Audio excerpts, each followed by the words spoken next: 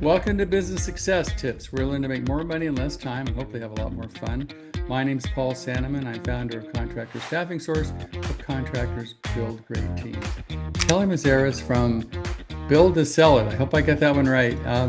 So, Kelly, what do you guys do? Can you explain what your seminars and coaching and what that's about? Absolutely. So the build to sell it model is exactly what it sounds like. We are build to sell it powered by 𝗀𝗶𝘂𝗹 Capital. So 𝗀𝗶𝘂𝗹 Capital has 8 roofing companies, and then we kind of take that blueprint of what we use to run those 8 roofing companies and sold 6 companies for over $100 million in many verticals. So HVAC, roofing, digital marketing, IT. And we run that same playbook for our coaching group. And offer them shop tours, masterminds, pop-up financial sessions, the Winner Circle coaching group, which is year-round, and then our annual conference each year for the trades. So that's how we kind of take our playbook that we utilize for our companies that we've not only sold, but also still hold, and we build on the sell them to private equity as our playbook. So how do you build it to sell it? I know that there's a lot of private equity coming in, especially into the trades and, sort of merging and that kind of thing. What are the like 2 or 3 things that you need to do before to build it to sell it? What are the most things you teach?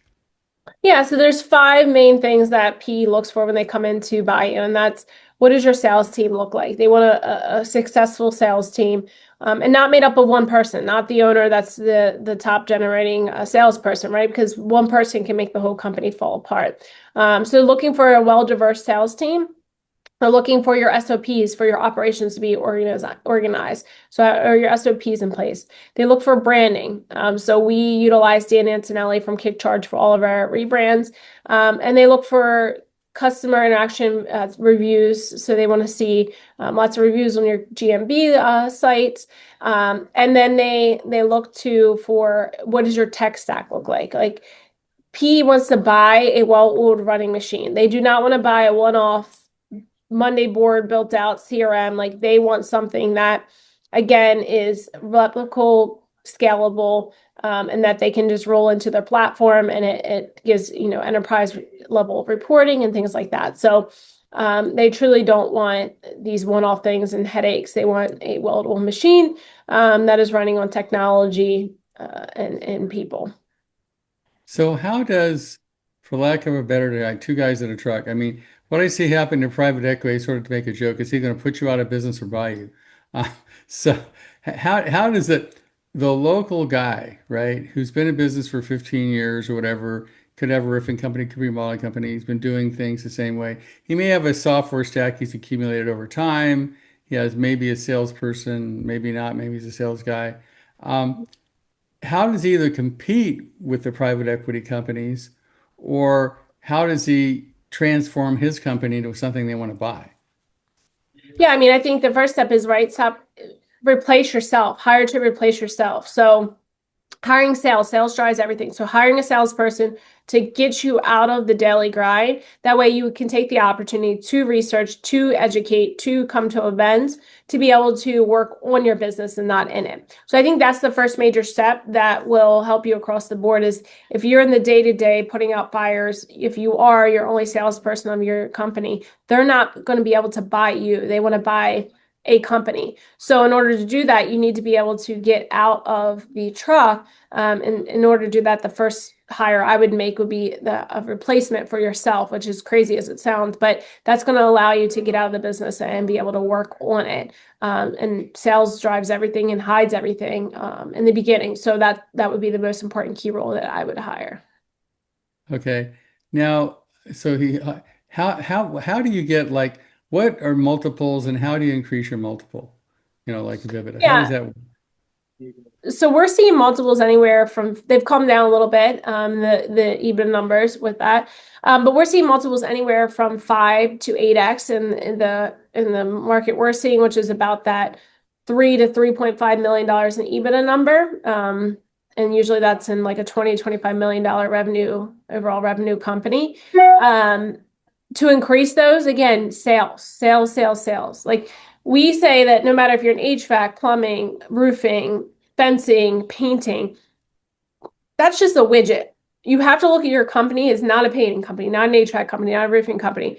You are a sales, marketing, people company.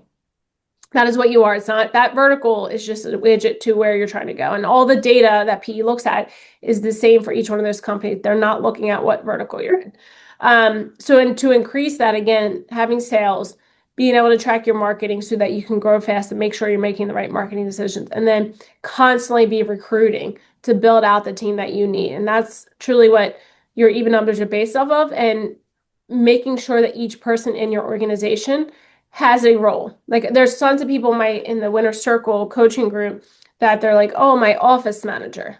That is not a position in a company. What does that office manager do? Like everyone in our companies, in order to keep the overhead low and the EBITDA high, which is what your multiplier is based off of, and your rolling 12 is that, we don't have dispatchers. We utilize technology like Dispatch Pro and within Service Titan. Everything that we do in our company, it's like, can this be replaced with technology versus a human? Because a human will eat away at your profit margin, which in turn eats away your EBITDA number, which is what your multiplier that private equity gives you is based off of. So we run extremely lean and mean, and having your teams buy in and giving them phantom stock has really helped us stay lean and mean. That way people are willing to take on additional roles and job duties. That way they know that we're all running the goal we're running to. So I think sharing your goal, if that is your goal to exit, with your team, and getting their buy-in and giving them a piece of the pie at the end is really going to help them step up and take on roles that you may otherwise have to hire a person for, or a technology aspect for, to help you get to that finish line. So again, some of the things I would ask is like, do I really need this person? And if I do, what are the clear roles and expectations? So we have a CSR. We utilize technology. We do not have a dispatcher. We have a sales leader, have a sales team, and then we have an install coordinator, a PM, and a rehasher when we hit that certain threshold. But other than that, like again, it's super important not to have any fluff people and run extremely mean, and make sure that your technology is maximized out before you go and hire a human for that. Well, so there's a couple of things that you mentioned. One is, how is AI? I mean, you hear AI sales calls, AI, so where do you see AI functionally in companies that's actually doing a good job? I see it in listening to CSR calls, so coaching CSRs on their calls by listening in.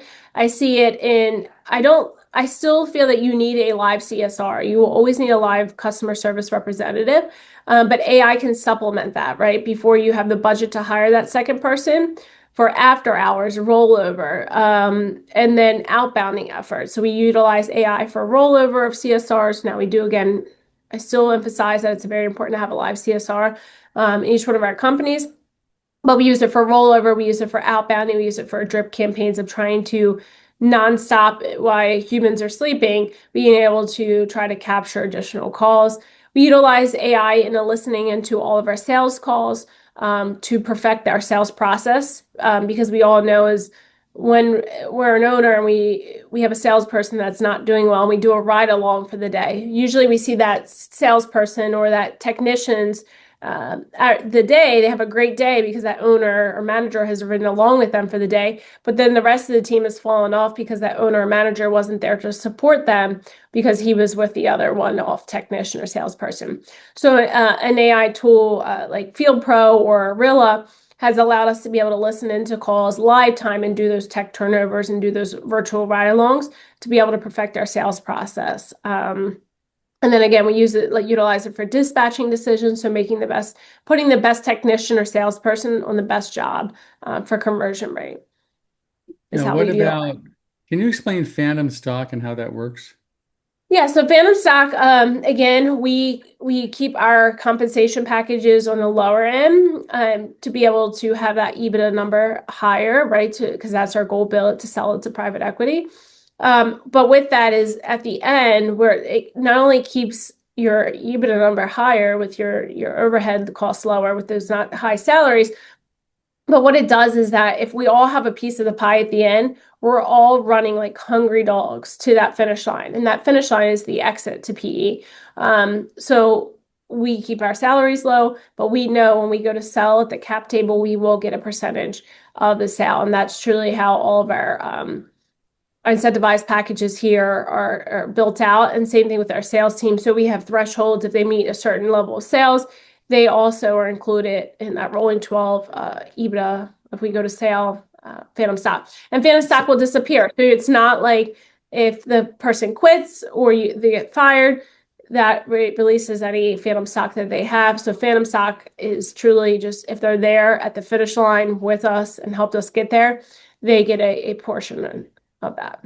What are the mechanics of phantom stock? You have like shares they have. How does a phantom stock actually thing? How does it work? It's simple. Like most people overcomplicate it. It's just in their offer letter with some legality terms. It's that, hey, if you are on this threshold of sales, or if you're in this role, you get 0.25%, and depending on the role, all the way up to 5% of the net proceeds of the sale of XYZ company. If you must be employed at the time of exit, and you must have been with us during that rolling 12 period. So it's very it's simple but cut and dry. Like you have to be with us at the time of exit, and it's just a percentage. So it's not like actual stock valuation or anything like that. It's just a percentage of saying, hey, if you're with us when we go to sell this company at the time of exit during the rolling 12, unless it's excluded otherwise, this is what you get. So you get like 0.25 or some fraction of say it sells for, pick a number, 5 million, you get a percentage of the 5 million when the exit, right? Yeah, and we're talking higher numbers, so it's a lot more incentivized, right? So our last exit was for $36 million. And there are some people in our C-suite team that got up to 2.5%, 5%. So that's where, again, we're able to keep those salaries low, but we all are hungry dogs racing to the end to get that portion of the pie. Okay. So if you were going to give like 3 pieces of advice to a company that's building to sell, what would those 3 pieces be? Okay. You're a company, I'm saying you're doing 3 to 5 million, not very big, but if you're going to build to sell and you look out 3 years, 5 years, what's the timeline and what do you do? Your most important things to start is recruiting, marketing, and technology. And all those things need to happen, right, to get it to build to sell it. Again, what we talked about in the beginning. So you need to recruit to replace yourself so that you can get out of the business, look at what's working in your marketing, work on your business, build out your tech stack so that you can exit. And again, private equity does not want to buy a headache. So you have to have a well-oiled machine that is running without you, right? So you have to have a sales team that's selling. You have to have technology that is working around the clock, not when you're, even when you're sleeping. And again, more than likely, if you're going to exit, you're going to become a millionaire or multimillionaire. So you are probably not going to be showing up every day like you are right now once you sell. So that's why PE wants a well-oiled machine business running, and they're not buying you. They're buying a company. So again, I think it goes right back to you need to recruit to be able to replace yourself. You need to invest and know what's working marketing-wise, but also you can't be driving around as a technician or salesperson and not watching your marketing metrics. And then again, you need to be able to work on your business and build out your tech stack. Okay, great. So if people are interested in working with you, who do they contact and what does it look like and what does it cost? So you have many options to be able to discuss this further. So we offer free shop tours. They are the first Wednesday of every full week of each month. They take place here in PA, Bluebell and Bristol, 2 locations that we vary. So you can check out those shop tours on our website, 𝗵𝘂𝗹 Again, they are free. And then we offer quarterly masterminds. Each quarter for 2 days, we will open to the public. It's $5,000 investment. Various topics. We'll have a 2-day mastermind. And then keep an eye on the 𝗵𝘂𝗹 site. All this can be found there, but we do have pop-up sessions. So we have a financial pop-up session this quarter. And then we have sales training. So we sell our sales training, which again, sales drives everything. So if you are an owner that's stuck in the van, but yet you want to build a sales team, you can send your salespeople to our sales training and just get them trained up. That way they can go back and sell and start getting that revenue coming in. And then we offer the Winner Circle, which is our year-round coaching group. That's the most robust program that we offer. It's the next best thing to being a partner at 𝗀𝗶𝗿 Capital. We give you the blueprint and we'll be here to help you build it out for you and your team. And then we have our annual roofing conference every year in December. It's open to all trades, but we renamed that to Build It to Sell It Conference. But they can find out all the events information at buildittosellit.com. My email is Kelly, KELLY, at 𝗀𝗶𝗂𝗏.com. So that's L as in Lynn, B as in boy, CAP.com. And they can reach out to me, book a time on my calendar for 15 minutes. It's free consultation for anything they may need or any assistance. Great. Well, thanks, Kelly. I think, well, obviously you made it work. So if you're looking to build it to sell, I think Kelly's the answer. So give her a call. Thanks, Kelly. I appreciate you being here. Thank you, Paul.